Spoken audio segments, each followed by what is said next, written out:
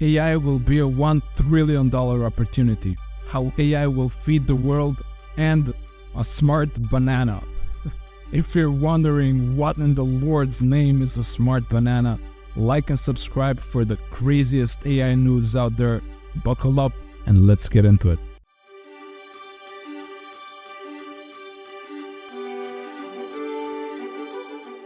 Very interesting statement from Ahmad Mustaq. AI is both a $1 trillion opportunity and a bubble. His opinion, the AI bubble hasn't even started yet. In fact, he expects things to really ramp up next year. But also an insane bubble will start to form and blow up. Eventually it will explode and investors will lose money and people will be disappointed in AI technology. But after that, we will start seeing slow, steady growth one more time without the hype, and that's when AI will reach its true potential. Well, a steady growth curve starting now kinda sounds better. However, bubble plus buzz plus growth also sounds much better than the whole AI field starting to decay and dying a slow, painful death. Mustaq may have a point, but he also has a vested interest here, so he may not be entirely transparent. If the AI tools become better, then we may even skip the bubble phase. To be fair, they need to become a lot better, but not impossibly better. On a related note, whether the bubble is real or not, it's still TBD, but one thing is for sure. AI popularity just hit a new all-time high. This is the Google Trends chart for AI. The month of July is at 100, as you can see, and the previous highest month was May with 99. I don't know about you, but for me, this gets me going. Look at this curve. This is what the phrase exponential growth looks like in the visual form. We may easily see this curve continue going vertical, and that's exactly the definition of exponential growth. So much opportunity here. What a time to be alive.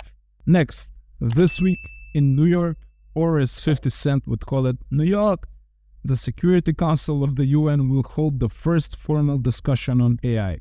Let's see what kind of brilliant ideas that no country pays attention to the people from the UN come up with. Now, seriously, these talks might be the trailblazer of coordinated global AI regulation. We will revisit this later this week. Speaking of the UN, they also warned that unregulated AI chips in your brain may not be such a great idea since the AI could harvest your thoughts. I mean, if someone needs the UN to tell them this, I'm doubtful of the quality of that person's thoughts, probably not much for the AI to harvest there. Seriously though, it sounds like this is happening, right? We're already talking brain implants and AI chips and mind-reading devices. I would be lying if I said that the idea of merging myself with AI has never crossed my mind, but that always reminds me of the backstory of a sci-fi movie villain. I mean, that can be a cool life as well. Eventually Marvel Studios will make me likable, but still I find the hero's journey a bit more appealing. By a razor-thin margin, but still more appealing. Anyway, for now, these Neurotech devices have great potential and use cases, mostly for people with disabilities for now. But I think everyone will eventually start using them for some sort of benefit. We're on a path to a world in which algorithms will enable us to decode people's mental processes and directly manipulate the brain mechanisms underlying their intentions, emotions, and decisions, says Gabriela Ramos, UNESCO Assistant Director General for Social and Human Sciences. On the other hand, we have reports like this. I felt like there was someone in my head, and it wasn't me, and I just got more and more depressed. I didn't like it at all. That's Hannah Galvin, who tried using a Neurotech device to help her with her epilepsy, but eventually she got it removed. I don't know, man. AI sounds scary, Neurotech sounds even scarier, and the combination is a complete horror show. Let's wait and see what happens here. For now, this channel's official recommendation is to not play around with Neurotech too much. Next, we have AI and anti-aging, again, for the third or fourth time this month. AI is used to discover new senolytic compounds that slow down or stop aging by reducing inflammation and risks of cancer. The lovely people at MIT and Harvard used AI to research more than 800,000 compounds and discovered 3 potential drugs that have strong senolytic properties. Senolytic, translated to regular Joe dog, means compounds that kill senescent cells, which are old cells in your body that start to give up and not do their job. Or, in simple terms, death. That's what death is. Guys, I think we're gonna live forever. I'm getting more confident in that with every passing year. By the way, if you want to improve your chances of living forever and living a good life as well, subscribe to this channel, because I'm the guy who tells you about how AI will make you live forever.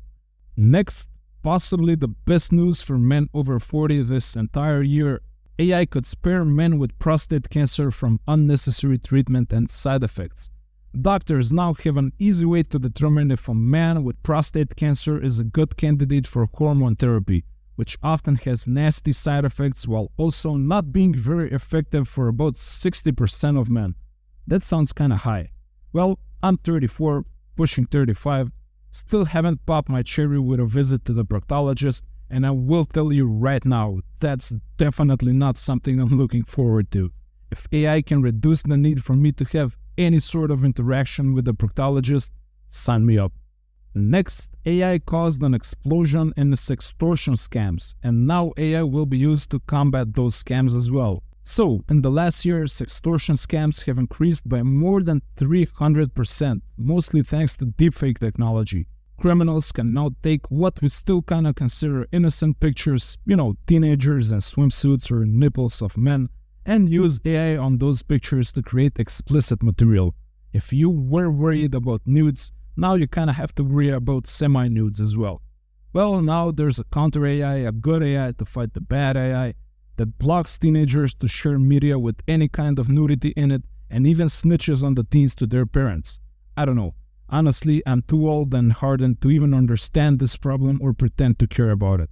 I can't find a good reason to upload media of your naked body on the internet, even if it's male nipples, which, by the way, are extremely disgusting and should be an even bigger taboo than their female counterparts, but for entirely different reasons. If you're a guy and you're considering any type of scenario that involves nude pictures of either you or the girl, just ask her out or invite her to your Discord server full of racist gamer friends, or whatever kids do on dates these days.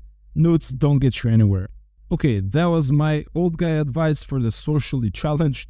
And speaking of the socially challenged, millions of guys are carrying out relationships with a chatbot partner. I believe the proper term for this is a simp. I'm suffering right now. That's the sound of me suffering for the sins of the simps. These AI girlfriend experiences are created through apps like Replica, which let you create digital AI avatars. And I'm saying AI girlfriend experience instead of AI partner experience because we all know who uses these things the most. Lonely, single, straight guys. I don't know, man. This deserves an entirely new episode. And there's a lot of other tangential related points we should be making here. Probably expect a video on this in the coming month.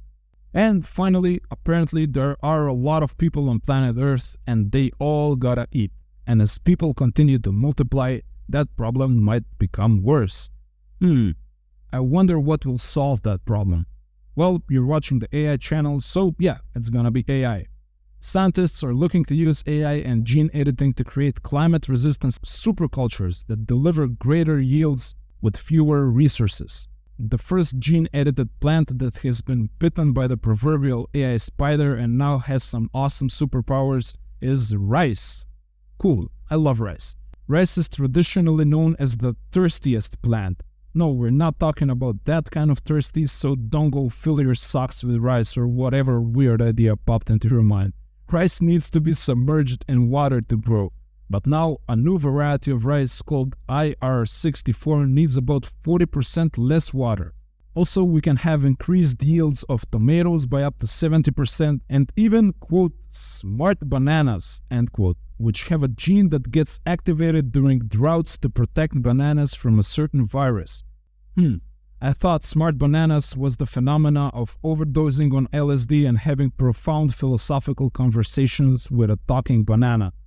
Actually, can't they do that? Maybe they can use AI gene editing to create a talking banana that's like really smart. That would be pretty awesome, right? Anyway, this is super exciting. There are lots of risks still here. and this whole technology is still very much experimental, but if we plan on keeping everyone nice and fed and maybe a bit chubby in some countries, we will need to modify the genetics of plants with AI. So once again, AI saves the day, and that's the way it is. There was the AI report. I plan on becoming the most trusted name in AI. I promise to only clickbait you when it's for your own good. I guess that's worth a like and a subscribe. Do what you gotta do, and I will see you tomorrow.